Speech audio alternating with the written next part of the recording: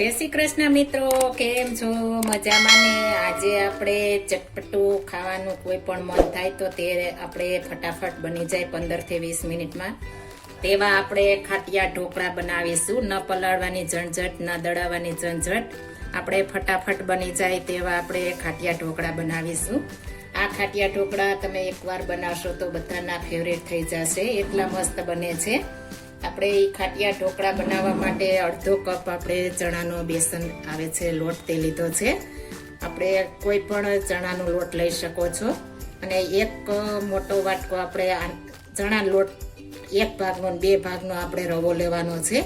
આપણે જાડો આવે છે તે લેવાનો છે, એટલે એક વાટકો તે લીધા છે। પરફેક્ટ માપ લીધું છે આપણે, એકદમ પરફેક્ટ માપ સાથે બનાવીશું તો એકદમ પરફેક્ટ બનશે।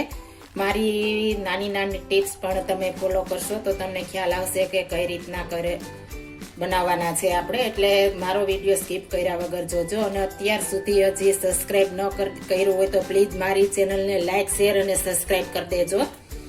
અમને આપણે પરફેક્ટ માપ તમને બતાવી દીધું। લીંબુ લીધું છે, મરચાની પેસ્ટ, લીલું લસણ સ્ટોરેજ કરેલ છે મારી પાસે, મેં આગળ વિડીયો મૂકી દીધો છે, મારી લિંક તમે જોઈ શકો છો। ને ધાણા ભાજી અને છાશ લીધી છે આપણે કાટી, એકદમ સરસ। આપણે ખાટા ઢોકળા કરવા છે એટલે ખાટી છાશ હશે તો એકદમ મસ્ત બનશે। જો તમારી પાસે છાશ ન હોય તો દહીં પણ ચાલે, દહીં પણ નાખી શકો છો। આપણે બેટર બનાવવા માટે એક બાઉલ લઈ લીધું છે, તેમાં આપણે રવો નાખી દેશું ને આપણે ચણાનો લોટ નાખી દેશું અને આપણે જે બધા મસાલા લીધા છે તે નાખી દેશું। તમે જો લસણ ન ખાતા હો તો સ્કીપ કરી શકશો। અંદર આપણે આ રીતના ધાણા ભાજી નાખીશું તો એકદમ ફ્લેવર વાળા થશે, એટલા માટે આપણે અંદર ધાણા ભાજી નાખીશું। જો તમારે ન ખાતા હોય ધાણા ભાજી વાળા તો તે સ્કીપ પણ કરી શકો છો। હવે આપણે તેમાં સ્વાદ પ્રમાણે નિમક નાખી દેવાનું છે, આપણે સ્વાદ પ્રમાણે નાખવાનું છે ને એક ચમચી આપણે નાની હળદર નાખી દેશું, લીંબુનો રસ ને છાશ પણ નાખી દેશું। બધું એકદમ સરસ મિક્સ કરી લેવાનું છે। આપણે ઘટે તો પાણી ઉમેરીશું।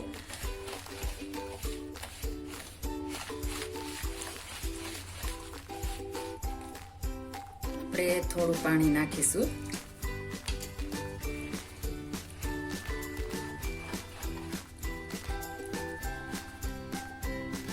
આપણે સરસ બેટર તૈયાર થઈ ગયું છે। હવે તેને આપણે ફક્ત 5 મિનિટ માટે ઢાંકીને રહેવા દેશું, રેસ્ટ લેશે એટલે આપણો સૂજી રવો છે તે ફૂલી જશે। આપણે સૂજી ફૂલે ત્યાં સુધીમાં આપણે ડીશ લીધી છે, આપણે થાળી કે વાટકીમાં નથી કરવાના, આપણે પ્રસંગમાં લાઈ ઢોકળા જેમાં બનતા હોય અને ચોકી પણ કહે છે તેમાં આપણે બનાવીશું। એકદમ સરસ આપણે બનશે અને પીસીસ પણ એકદમ મસ્ત પડશે। આ રીતના આપણે સરસ ઓઇલ લગાવી દેશું। આપણે ઓઇલ લગાવીને તૈયાર રાખવાની છે પ્લેટ, એટલે આપણે ફટાફટ ખીરું ઢાળવું હોય તો આપણે તેમાં ઢાળવા થાય। સાઈડમાં ને બધે એકદમ સરસ આપણે લગાવી દેશું। આપણે ખીરું તપાસી લેશું, એકદમ મસ્ત આપણે ફૂલી ગયું છે।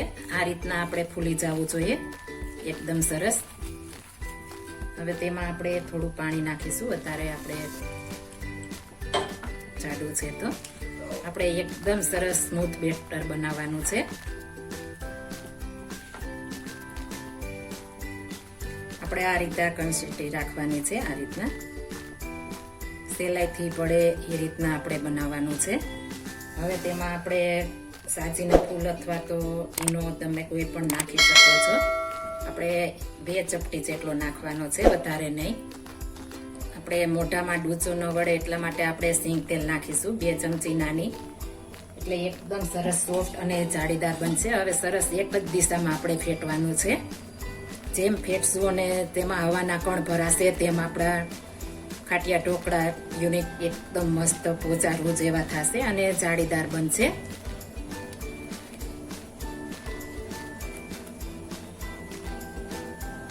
બે ચપટી જેટલી આપણે ખાંડ દળેલ નાખશું, વધારે નહીં। ખાંડ દળેલ હશે તો એકદમ મસ્ત આપણે બનશે, એકદમ સરસ। આપણે એક જ દિશામાં ફેટવાનું છે એટલે એકદમ મસ્ત બને।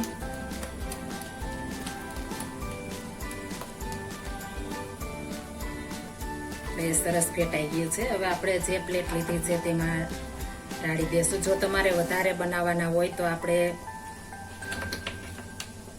અલગથી બેટર ભેળવવાનું છે. વધારે બધું એક સાથે નથી ભેળવવાનું. મારે એક જ પ્લેટ કરવાના છે એટલે સરસ માપના થશે. અડધી પ્લેટ આપણે ભરી લીધી છે. સાઈડમાં આપણે ગરમ પાણી મૂકી દીધું છે. આપણે પાણી ઢોકળિયા મૂકી દીધું છે. સરસ ગરમ થઈ ગયું છે. હવે તેમાં આપણે જે પ્લેટ લીધી છે તે મૂકી દઈશું.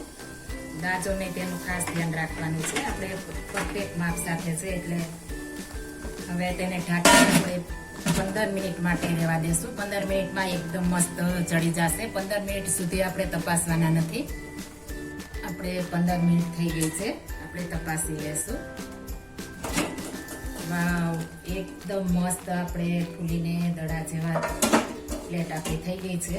હવે આપણે તપાસી લેશું છરી વડે.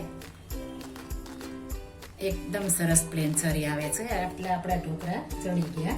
હવે આ પ્લેટ આપણે બહાર કાઢી લેશું અને થોડી વાર ઠંડી થવા દેશું.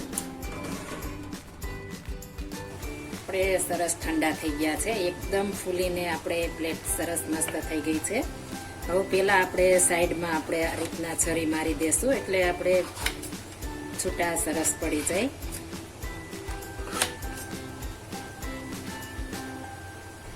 હવે આપણે ચેકા પાડી લેશું. તમારે જેવડી સાઈઝ ના કરવા હોય તેવડી સાઈઝ કરી શકો છો.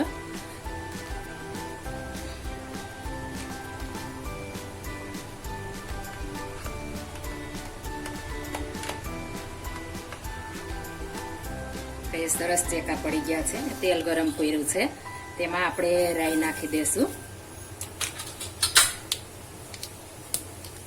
ને મરચું ને લીમડો છે તે પણ નાખી દેશું. આપણે રાઈ એકદમ સરસ ફૂટવા દેવાની છે. રાઈ ફૂટી જાય એટલે આપણે ખાંડનું પાણી કર્યું છે તે નાખી દેશું. તે પાણી આપણે ચમચી વડે ઉપરથી નાખી દેશું એટલે એકદમ સરસ આપણા ઢોકળામાં તળિયા સુધી આપણે રસ ઉતરી જાય. આ રીતના કરશું એટલે આપણે ઢોકળા ખાવાની પણ મજા પડી જશે. એટલા મસ્ત બનશે.